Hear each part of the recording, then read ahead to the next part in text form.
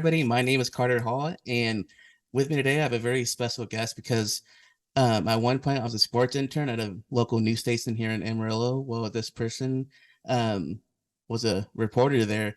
So not just that, we also were classmates at WT at one point, and she's just had a lot of great things happen at both places. So, Hannah Morales, how's it going? Thanks for coming on. Yeah, it's going great. Thank you so much for having me.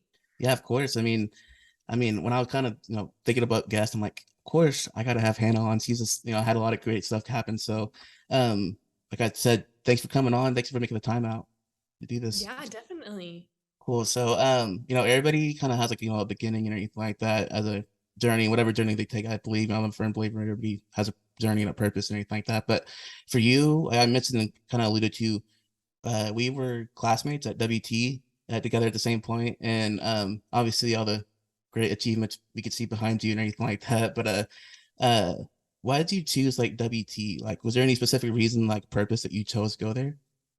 Yeah, so it's kind of a crazy story. I'm originally from Lubbock, Texas, and so my game plan for a good majority of my life was to go to Texas Tech, and WT was never on my radar. I really didn't know that much about it.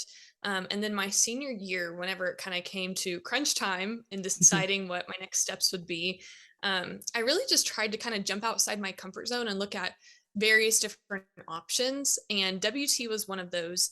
I applied and I didn't really think too much about it. The application didn't cost very much. So I thought, well, it won't hurt applying.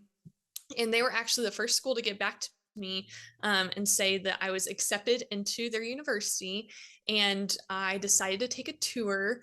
And it was really on my tour at WT that I realized, wow, I think I need to go here. It isn't necessarily my first choice or anything that I saw myself doing initially, but I just kind of felt that God was pulling me in that direction. And it was really neat because after that, it just opened several doors for me at WT. And I'm really thankful that I decided to leave my hometown and come to Canyon, although it isn't very far away. It was still just a growing moment for me to get outside my comfort zone, to kind of open up my eyes to what does life look like outside of Lubbock, Texas. And it was definitely one of the best decisions I could have made. Oh, that's a great story. Thanks for sharing that. I mean, that's pretty Yeah. cool that it wasn't even on your radar and you ended up in Canyon at WT. So I Yeah, I had been like hiking at Paladero Canyon before, and I didn't even realize that WT was in Canyon. I yeah. was like, what is this place? Like, I've never heard of it. Yeah, it's just right there too. I mean, it's been a while since I've been to Puerto Rico, but yeah, it's just right there. Like, I didn't know until like a couple years ago. Like when I started, I'm like, yeah, I've been down this route before to go to Puerto Rico. Yeah, so it's just right there. So, yeah, it's just crazy. It was not even on your radar, and you felt like a connection that God told you, okay, you need to be here, kind of thing. That's pretty Yeah, cool. and I'm definitely somebody who kind of likes to stay comfortable. I don't like change. And so for me, it was like a really big deal that I was leaving, I was moving away, I was doing something new. Because in my family, pretty much everybody attended Texas Tech. I have an aunt who went to WT, and so I was the second person who had gone. And so it was kind of cool because I felt like I was, I don't know, making a new legacy in a Hmm. way. Yeah. But it was fun because I realized that the size at WT and just how personal it is, that would be the best education for me. And just seeing the different organizations that they offered on campus and just the whole thing. Like my tour was super personal. Dr. Trudy Hansen was Mhm. able to kind of walk me around the fine arts building, and it felt like, I don't know, like she was pursuing after me in a way that I had never recognized before. I was like, wow, like they really care. Like they don't just see you as a number, or like they're not trying to reach like a status quo. Like they really want you here because they care about you. And so that's whenever I was like, wow, like okay, this is some confirmation that I belong here.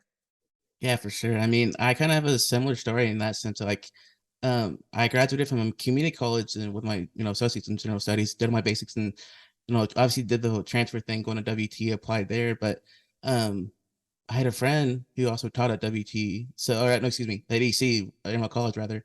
And she's like, she introduced me to Dr. Trudy Hansen as well. And the same thing, Dr. Hansen was like so cool. She's like very like the same situation where it was like she was very like personable, like very like nice, like showing me like, oh, what do you want to do? And I'm like, I told her like my plans, like what my purpose at WT was, or what I thought it was to be. And she like showed me around too, like everything. I was like so like so I got that same feeling like, okay, they want me, like it's like they want me here. Kind of that I feel like I don't feel like a number, if that makes sense, you know? I feel like Yeah. I'm me at the school, if that makes any sense at all. So I got that same like feeling until like, okay, that sealed the deal for me to go to WT. So it's pretty cool that that was a pretty neat situation too. That when you said that, I'm like, oh, that made me think back to that story. I'm like, oh, that's pretty cool too. So Dr. Hansen, she was a amazing woman too. I thought that was pretty cool. She's been pretty cool. So I love for sure. Actually, my first semester, my at WT, I was in one of her classes, her storytelling class, and I loved every bit of that class. So, um, you kind of mentioned too how you came from Lubbock, where you're obviously it's obviously tech, it's Raider land over there, and you came to WT. So was it was it a big like going from Lubbock to Canyon? Like, was it a big I don't know if you want to say culture shock, but was it a big thing for you to come from Lubbock, such a big city, to little Canyon, Texas? Yeah, it was kind of an adjustment. I mean, just like any move is, I'd never moved in my life before. And so Hmm.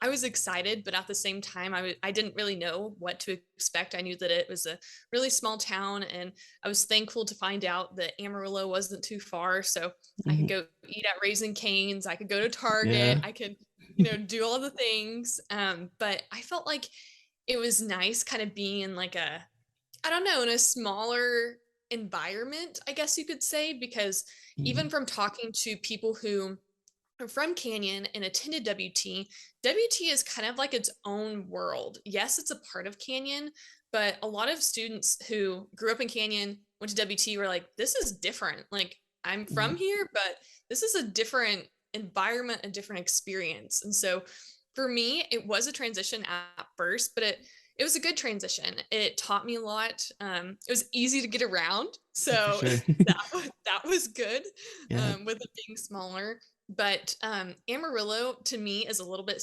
similar to Lubbock, and so having those similarities and kind of size of those cities was an easier transition and gave me a little bit more peace. I think if WT was just kind of out in the middle of nowhere and there wasn't any, I guess, major cities nearby, it would be a little harder Yeah. for me. But overall, it was an adjustment, but it wasn't anything that affected me negatively. For sure. I mean, that's pretty cool. I mean, it wasn't like a big thing. Like I understand like Amarillo, it's like right there. I'm from Amarillo, so I commuted Canyon back and forth every day. So I get your point. So that's like Amarillo's just right there. So it's not that far of a drive at all. So um you kind of brought up earlier too, you brought up a good point earlier too. You said that you joined organizations. So was that pretty that would that help you in that process too when you were you like join let me back up, excuse me. So did you join organizations right off the bat, or is that something like you okay, like let me discover what's out there first, or how did that come about? Yeah, so definitely, even whenever I went to my new student orientation as a freshman, there was lots of organizations that were promoting what they had to Mhm. offer, and I was kind of just a sponge to everything. So whenever I got on campus, I like basically had like a mental list of, okay, I want to join this group and check this one out, and that sounds cool, and this sounds cool. And so I kind of just jumped into everything at first, Yeah. which was a little bit overwhelming because I was like, okay, like these organizations all meet at the same time. Like, which one am I going to go to? So I got involved very fast, which was such a blessing because I immediately met people right off the bat. From there, I kind of just casted a very wide net, and Mhm. then kind of realized what my interests were, what I enjoyed. And then I really started pursuing a smaller number of organizations, Mhm. which was good for me because you can't do everything. That was something that I realized my freshman year was, okay, like all these things are super fun, but like I can't do it all because I'm also a student. Mhm. So I kind of had to refine my list of interests and organizations and just a little plug for WT. They have such a broad number of student organizations and so many different things that you can get involved in. Like if you aren't an ag major or anything of that sort, you can join an organization to find out more about it. And then if you like it, then you can switch your major. So I think that they have a good variety of things for students to get involved in. And I'm thankful for that because I've met some of my lifelong best friends in those organizations and I love WT. Yeah, that sounds like a great. I mean, that's pretty awesome. I mean, that's one thing I kind of noticed too, going from like I said, a community college to WT, a university. It's like, wow, this is really broad. Like there's a lot of different stuff here that it offers for students, and that's gonna sound like a plug to you. That I'm sorry, but I'm not trying to let it to be, but that's what you said too. It's like there's so much. I feel like at that time and when I first started WT to now, it's like wow, there was a lot back then. Back then, like you said, anybody can just one meeting or one group can just change their major or get a different outlook on something. So, um, one thing that you did do was pretty interesting. I always thought this was pretty cool. If you want to talk about it, was your peer leader too at one point, right? Yeah. Yes, I was. So how did you get into that? Because I was really interested in that. Like, so you guys, you're at one point coming into WT, you're on the other side of it. Now you're got to witness both sides of it. So what was that process like for you? Yeah. So I remember at my new student orientation being around the orientation leaders, and they do this thing called traditions. So it's a night portion where some of the leaders go over just some WT traditions and then they share their WTY. And that is why they came to WT and why they stayed. And some of them also tied in why they became a peer leader. And it was at my orientation hearing those different stories that I thought, wow, like I kind of want to do that. Like they seem like they're having a lot of fun and this seems like a good group that they're part of. I'm interested in it. So I became good friends with some of the existing peer leaders and I just started asking them questions like, what is this? What do you do? Why are you in it? Like, how does it work? Do you have to know all the answers? Because I don't. I just showed up here. And so it was in those conversations that they told me a little bit more about what it means to be an orientation leader. And I applied, went through the interview process, and got a call back. And they asked me to join their team. So I started being a peer leader in summer of 2019 and it was a great experience. We had about 7 orientations all throughout the summer. They were about 2 days long. And I got to meet just so many students that were, I mean, honestly, I want to say all around the country, even international students. Oh And wow. it was a great experience. It was fun getting to share with them what brought me to WT, what I've learned, and just trying to prepare them for the next chapter. I had a great orientation leader, and I met so many like other great orientation leaders that I wanted to be that person for somebody else. And I mean, just definitely a resource throughout their time in college. Like they don't know where a building is or they're eating alone at lunch. I wanted to be the person that they could just quickly text and I could be available for them. And I absolutely love doing that. And my peer leading family became my go to for everything. It's definitely a tight knit group because you spend so much time together.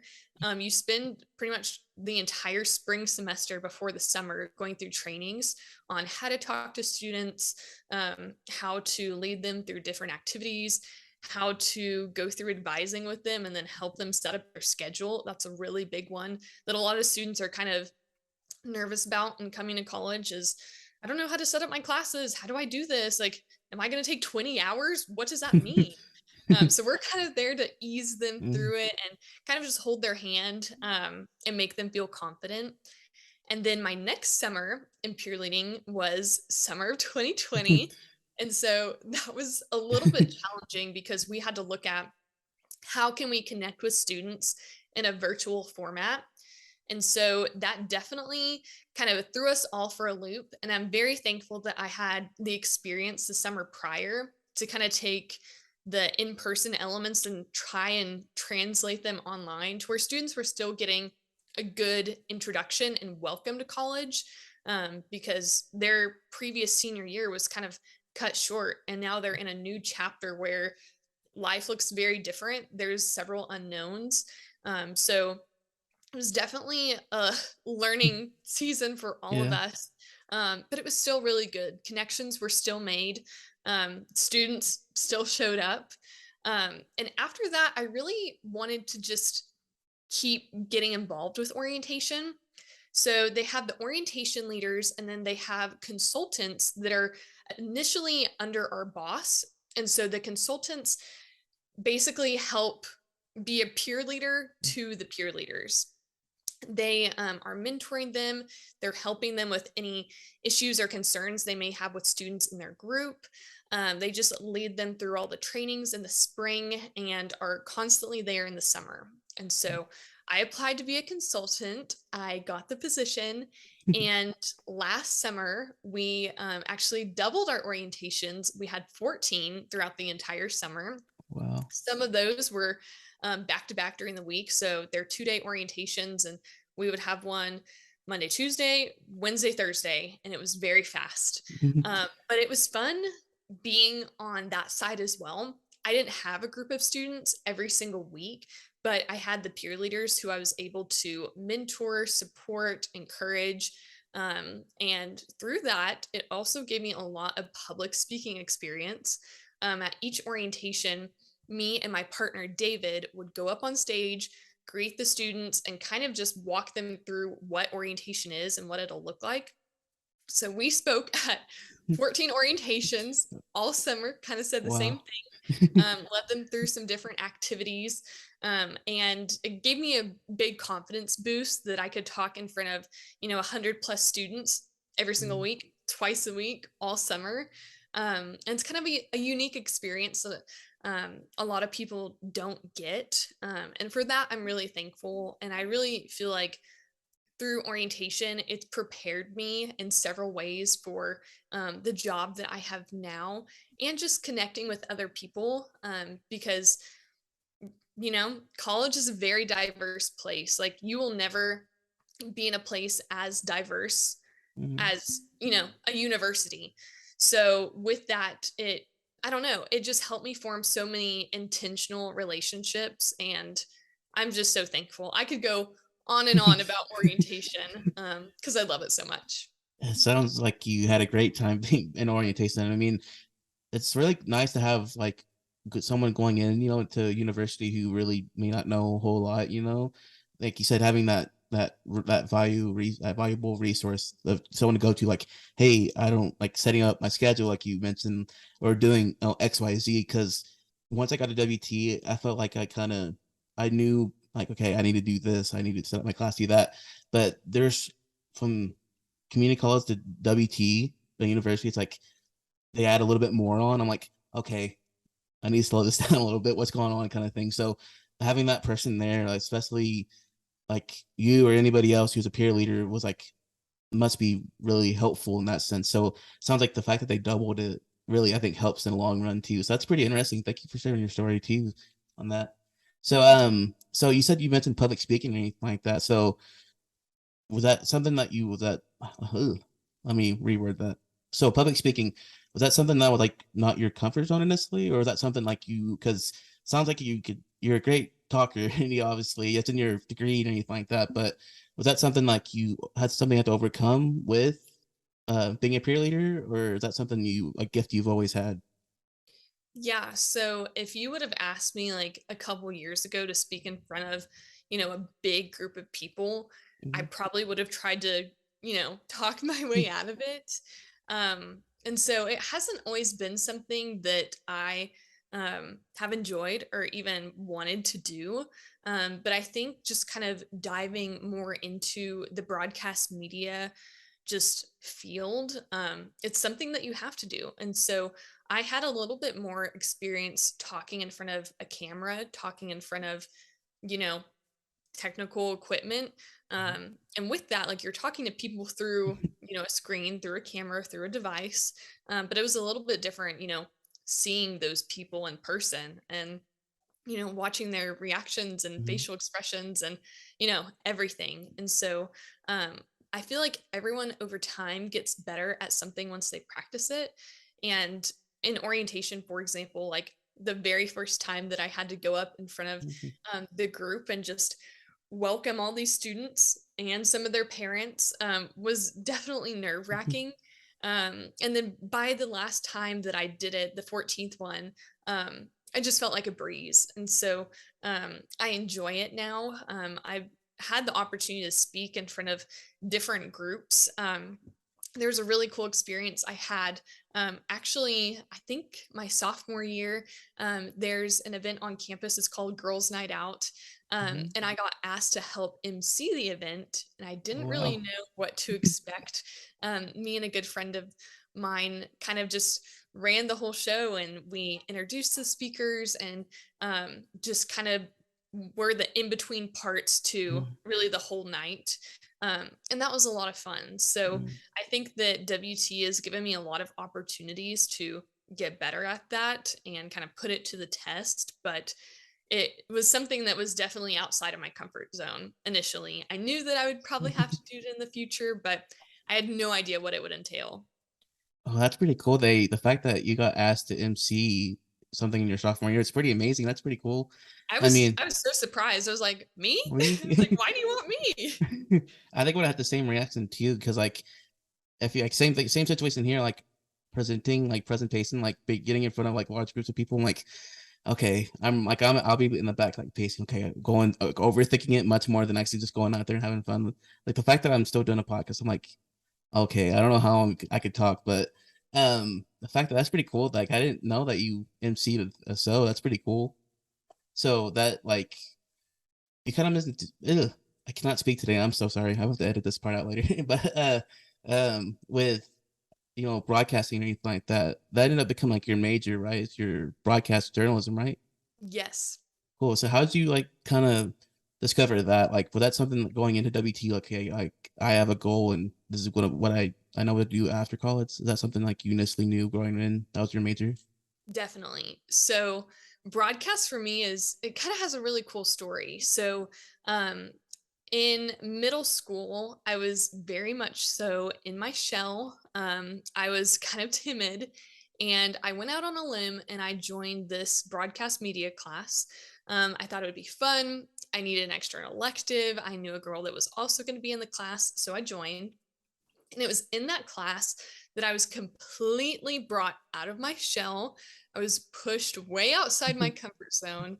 I was doing the news every week with, my class, Oh, and really? I was getting experience talking in front of the camera. I was getting experience making videos, editing, figuring out what in the world is a voiceover, how do I do it, just all the things. And so Yeah. I really developed a love and a passion in the seventh grade.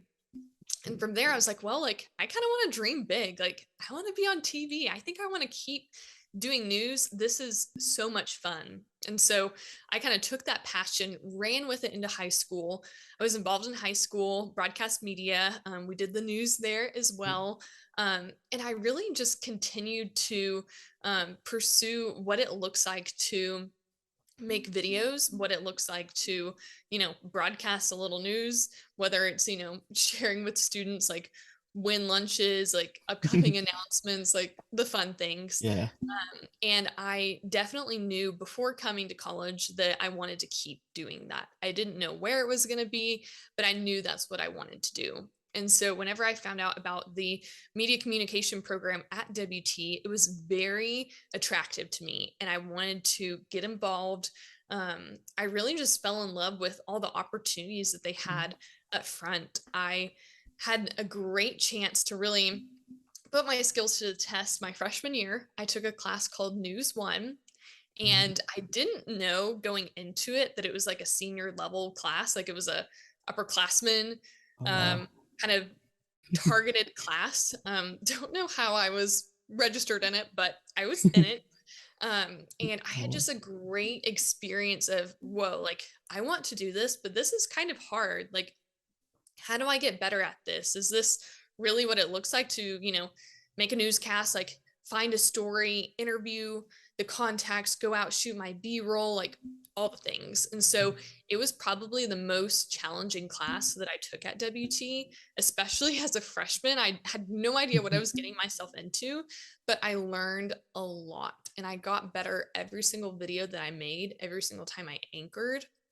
And looking back on those now, it's like, oh, kind of cringy. Like, oh, I was such a baby. Like, that was gross. But I got better every single time I did it. And I was so thankful for that. And my senior year, I had the opportunity to take that class again because I wanted to continue to grow. And so I took that class and I kind of served as a mentor to the other students that were in the class, helping them out as they had no idea what they were getting into.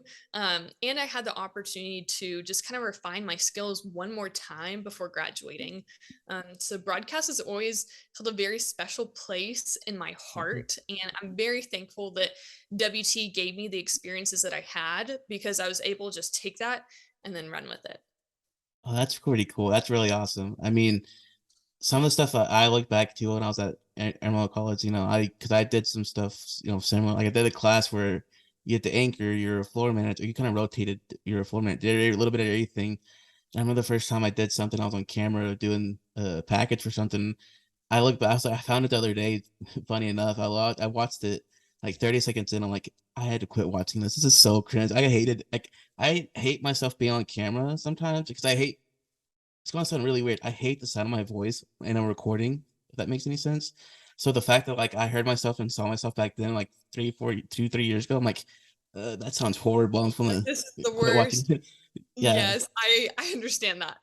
yeah. So like I was one of those things where like, okay, maybe I'm not suited for being on the screen, but on the other side of on the of the camera, I feel more comfortable. If that makes any sense. So, Yeah, uh, and that's okay. Like, those people play such a big role in the overall production. for sure. So like what form of like media do you think if you had to choose one form of media as your favorite, what would it be and why? Um, I'll say digital media, and I'll say that because I feel like it is growing and it's never going to stop. Mhm. Um, I think that like the digital world, when it comes to social media, online platforms, online streaming, everything like that, I think it's going to continue to take off, and I think that's why it's my favorite because Mhm. um, it's developing so much. Like for example, print is also great, but the newspapers nowadays aren't necessarily something that you can hold in your hands. It's not tangible anymore. It's Yeah. digital. Yes, they still exist, but they're online. And so I think for me, something that uh, captures my interest about digital is that it's just constantly growing and it's constantly changing. And so you're kind of having to adapt and learn new things. And I think that that's exciting. Oh, really? That's pretty cool. I mean, I see that same point too. I mean, like you said, newspapers. I think I just had this conversation with somebody the other day. It's like newspapers are going to be one of those things where it's just like a thing of the past situation, kind of because people are just so used to like scrolling on their phones, reading something, and this, like you said, this world we're living in, it's like evolving into so much.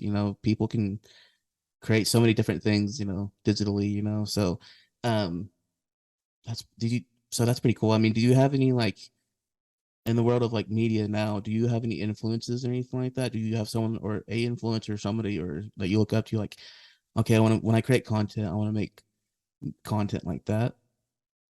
I feel like I have a lot of people who kind of inspire me to do better.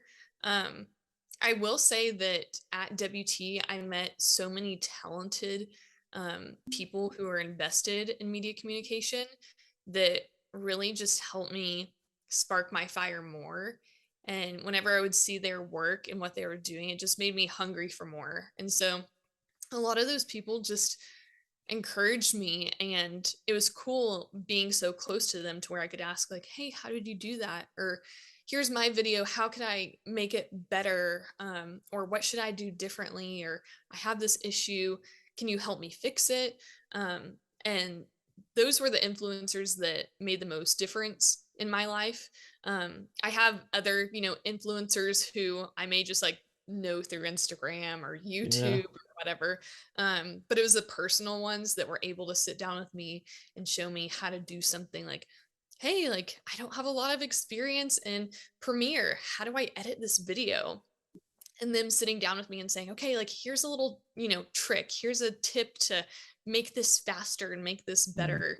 And I was like, wow, like thank you so much because I would have had no idea how to do it otherwise. Would have been Googling tutorials. Yeah, that's pretty much what I'm like now. Like when I was at Emerald College, like in community college, I was scared of Premiere. Legit, if I'm gonna be honest, Premiere scared me, and like I used Audition and a little bit of like After Effects, or not After Effects, InDesign, excuse me, and Mhm. that's like any other software scared me. So that was one of those things where I walked through tutorials too. So yeah, I'm at the point now like I edit everything exclusively on Premiere now. So it's like, what if I wasn't asking, if it went for asking people or watching tutorials, I'm like, okay, I probably wouldn't know it, any other way, So, yeah, that's pretty cool. So, um, sounds like you, excuse me, sorry, I lost my train of thought for a quick second. I'll edit this part That's out. okay. So, um, we talked about content earlier and anything like that. So were you like always like, was news, is that always like your,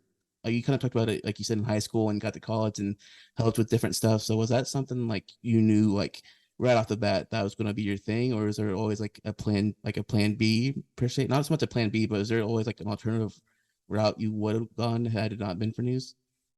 Yeah, so news always just really interested me. I thought it was just really, really cool and interesting.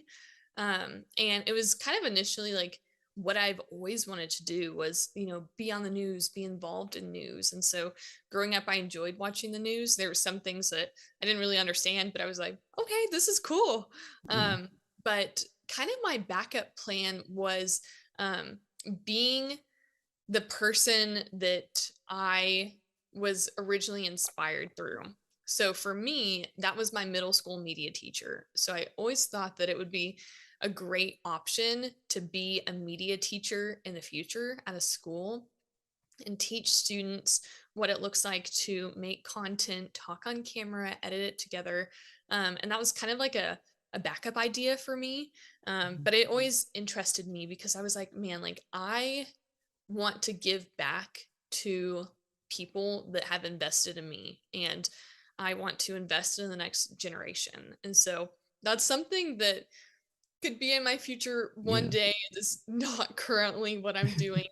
yeah. But I always thought that that would be like another cool option to be involved in news and media, but kind of, making it available to students.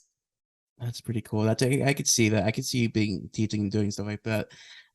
So kind of like us before we wrap things up, ask you a couple more questions. Is that okay? Yeah.